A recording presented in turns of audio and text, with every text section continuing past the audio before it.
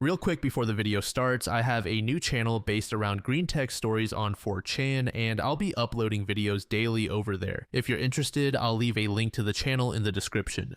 Hey everyone, welcome back. I'm Michael, and we're going to be getting right back into some more Reddit stories. If you enjoy the video, make sure to leave a like and subscribe. Now, without further ado, let's begin. This story was posted by a throwaway account in the relationship advice subreddit. The post is titled, "I just found out my GF is lying about being on a trip. Is there any hope or am I cooked? My girlfriend Amy and I went on our first date around 1.5 years ago. We took things slowly while being exclusive and have been officially dating for 1 year. Overall, the relationship has been pretty good, aside from some small hiccups in communication that she attributes to her neurodivergence. Amy is not great with texting, which I initially thought was a red flag until I learned that she is like that with almost everyone, including most of her friends and family." To give a little background, Amy and a few of her girlfriends go to this conference a few states away twice per year. It is a 2-day event, which they usually turn into a 5-day vacation because it requires a flight and hotel, and it is in a nice city. Amy's friend group is typically very active on social media during these trips, posting on their Instagram stories at all points: flights, conference, beach, and so on. This weekend was supposed to be their third time attending. Amy and her friends had their flights and hotels booked for a few months, which was confirmed by some of their posts on social media showing excitement about having everything arranged. Unfortunately, the conference was cancelled, but since they had already booked everything, they decided to still enjoy a vacation. My girlfriend and I had a date night last weekend. She was telling me how excited she was for her trip. Everything seemed fine, but at the end of the date, I caught a glimpse of Amy's phone. She was on her airline application, and it looked like she was reading cancellation policies. We had a long day, and I was tired. I also felt like I was snooping and being nosy, so I did not say anything. During the week, I asked Amy to hang out the day before her flight, emphasizing that I wanted to see her before her trip. Unfortunately, she was meeting up with her group of coworker friends, so she could not. No worries. The morning of her flight, I texted her wishing her a safe flight and a happy trip, and she liked my message. We have not talked since. As I said, she is not a big texter, so we usually do not exchange many messages besides planning dates and handling emergencies. I figured she was on her trip, so I did not text to plan anything. Now on to the main issue.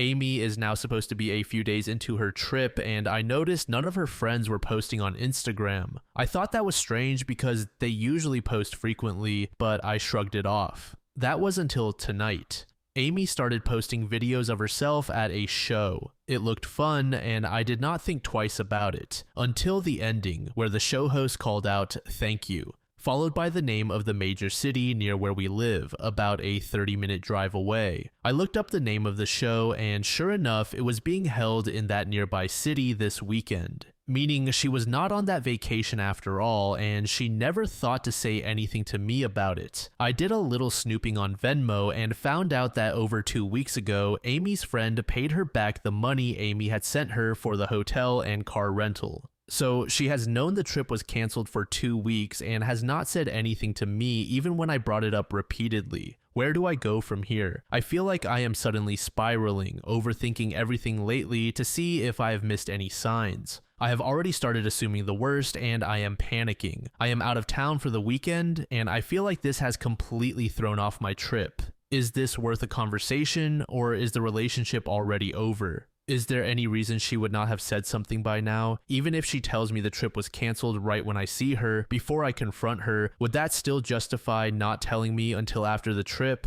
Please, any advice is greatly appreciated. Thank you. Edit, her best friend just uploaded a picture of them together during the show, so I know she was not there with another guy, but that still does not explain the lying. Update. To quickly summarize my last post, a few weeks ago, my girlfriend was supposed to go on a trip to a conference a few states away. I later found out that the conference was canceled and she did not actually go, yet she never bothered to tell me. She lied by omission by not telling me when I texted her to have a good flight. I discovered she did not go because her best friend posted a picture of them at a show in our nearby local city. So here we are, almost a month later. I was a wreck and spiraled these past few weeks, and after being together for almost 2 years, I was too panicked to reach out and ask to see her. During the 3 weeks since her planned trip, she did not reach out to me even once. That changed yesterday when she casually contacted me as if we had not just ignored each other for 3 weeks and asked to see a movie, so I finally saw her tonight. In the car, I asked about her trip. Her facial response was really strange, as if she were caught off guard. I am guessing she was expecting me to forget about it after a few weeks of not seeing her. She just said it was okay, which instantly confirmed my suspicions. I asked what she had done, and she said she went to that conference for one day, which, as I mentioned in my last post, was cancelled, and went to a show afterward before returning home the day after I made my original post. I asked her which show, and she claimed it was the one in our local city. I was driving at the time, and it was dark, so I waited to confront her because I did not want to get emotional and endanger us. I confronted her about lying about the trip, doubling down and lying about the conference, and tripling down to lie about the show. Her immediate response was to start deflecting, saying that if this made me upset, I should imagine how she felt when her conference and trip were cancelled. She said she was so heartbroken and upset about the cancellation, which happened 5 weeks ago, that she did not want to talk about it. She kept insisting that she does not owe me or anyone else an explanation about her business or what is happening in her life. Of course, I called her out for gaslighting me, and she responded that she was not gaslighting me. I suppose that was rather ironic. When I tried to talk about my feelings and how she had damaged my trust, she again belittled my feelings by rolling her eyes and saying it was only a show. This conversation ended up opening a much bigger issue in our relationship that I did not mention in my last post. In general, Amy treated me very poorly throughout the relationship. She was hot and cold, put absolutely no effort into communication, and it never felt like she made me a priority. She showed me no affection or gave me any compliments, despite constantly talking about and admiring male celebrities.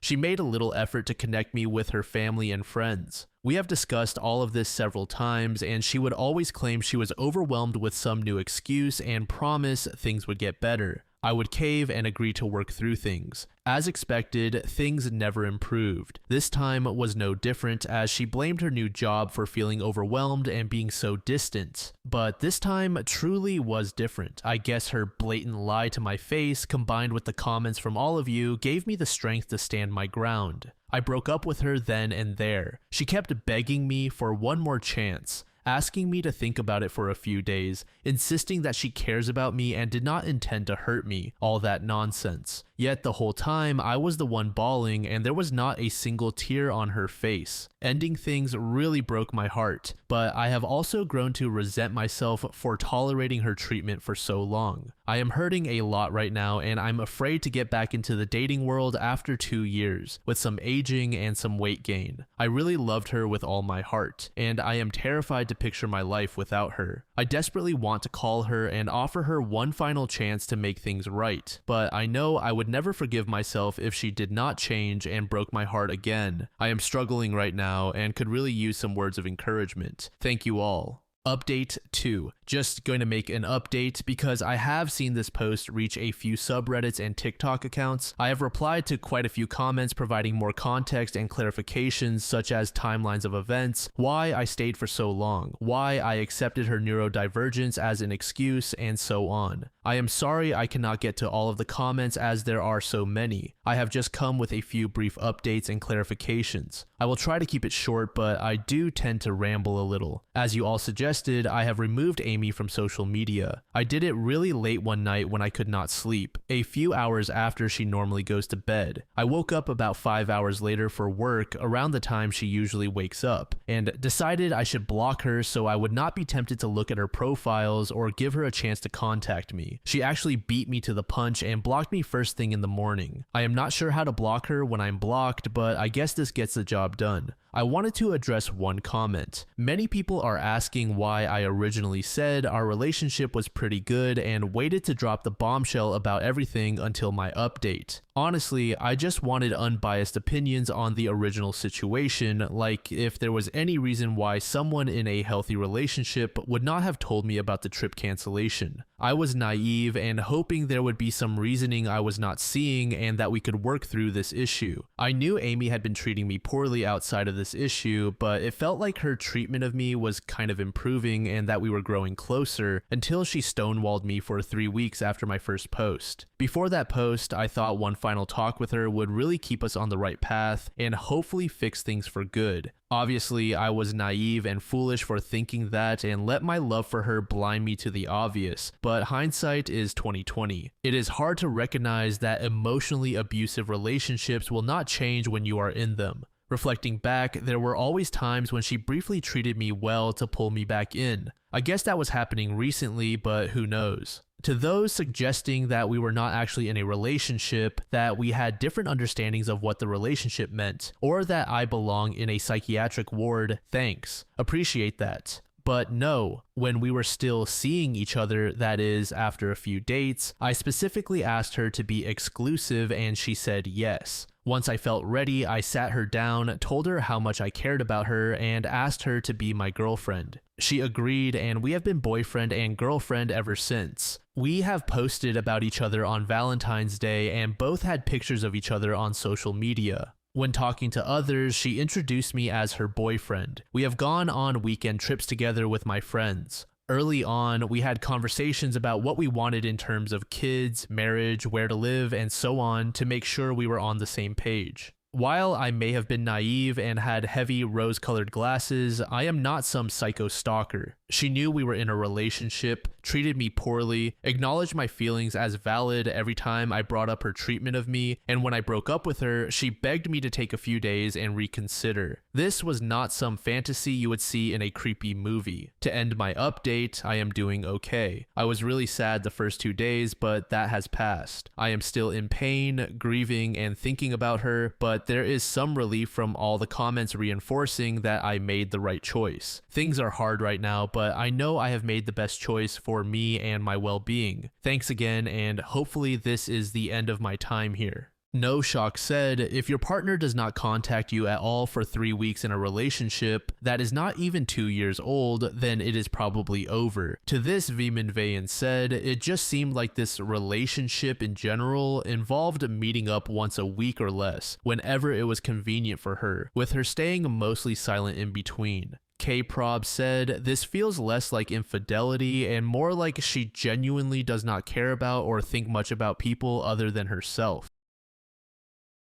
This second post was made about 8 months ago by a user named Webno. The post is titled, I want to cut off my close friend after she booked their wedding 6 days before mine. I, a 29-year-old female, have this friend, a 30-year-old female, who booked her wedding date 6 days before ours. For background, her boyfriend, my fiancé, and I all went to the same university. We are not that close, but fast forward, the 4 of us are currently working abroad and have become close over the span of 2 years. Close friends in the sense that we spent almost every week together during that period. My fiancé and I got engaged last June and we booked the date, venue, and other major suppliers in the same month. We immediately told our friend group about the date so they could mark it in their calendars ahead of time. I have been sharing every detail with this close friend of mine since she already appointed herself as one of my bridesmaids, which I really intended. Then 4 months later, this close friend got engaged, which I was obviously happy about, until she told me a month ago that they picked a date 6 days before ours. I was so shocked because it seemed like she did not consider the people around her. We have mutual friends who will be attending both weddings, and both weddings will be held in the same city, which is 4 hours away from the metropolitan area. I immediately told her that I might not be able to attend her wedding since I will surely be busy a week before my own wedding because I have no coordinator. I live abroad and will hold our wedding in our home country, for which I only took a work leave for a maximum of 3 weeks. There is a lot to do for last-minute preparations.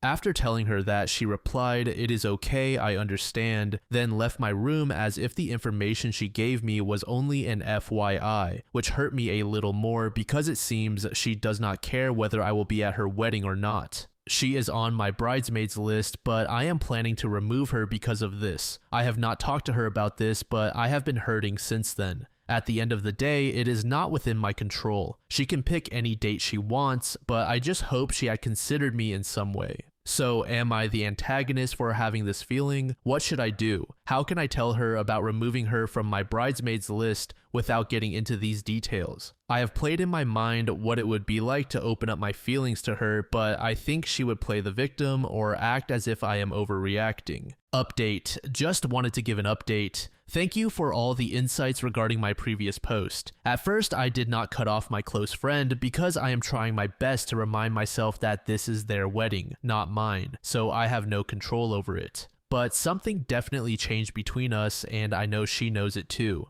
A few months later, her fiancé messaged and asked my fiancé to be his groomsman. He even requested that my fiancé set aside at least 2 to 3 days to prepare as a groomsman. My blood boiled. They set their wedding 6 days before ours, and then he had the audacity to ask for prep days. Take note, that is for the role of an entourage member, so they know that a groom may need more than 6 days to prepare for his own wedding. My fiancé politely declined and explained that we have things to polish in the days before our wedding, since we have no coordinator and a lot of last-minute preparations to handle. This girl also asked me about being a bridesmaid, but I politely declined as well. She indirectly asked me if they are still invited, but I told her in an indirect way that we would remove them from our list and that we are considering that they will be on their honeymoon anyway. I was furious again at how inconsiderate they are, so I decided to talk to her and open up about how I felt. We went for coffee and talked about the issue. Neither of us apologized. She told me that if she were in my shoes, she would not feel mad about what they did. She feels that based on my personality, I am just too emotional as a person, which is why I took it the way I did. She really wants me to be part of her entourage and thought that 6 days is enough. I told her it is easier to think that way when your wedding is on the first few days of the week and not on the latter. Her fiancé even asked for 3 days to prepare as a groomsman, so they know that a groom needs more than 6 days to prepare, especially if there are last-minute things to handle. After the talk, I realized that our emotional intelligence levels were just not the same, because I would never be so inconsiderate to a close friend of mine. We are not going to each other's weddings, but we will support each other as brides. I recommended suppliers that she still needs, and she did the same. After that talk, I took a step back from our friendship and went back to being acquaintances. I have never had a friend like that. I am focusing on my true friends, but somehow I still feel bad about it.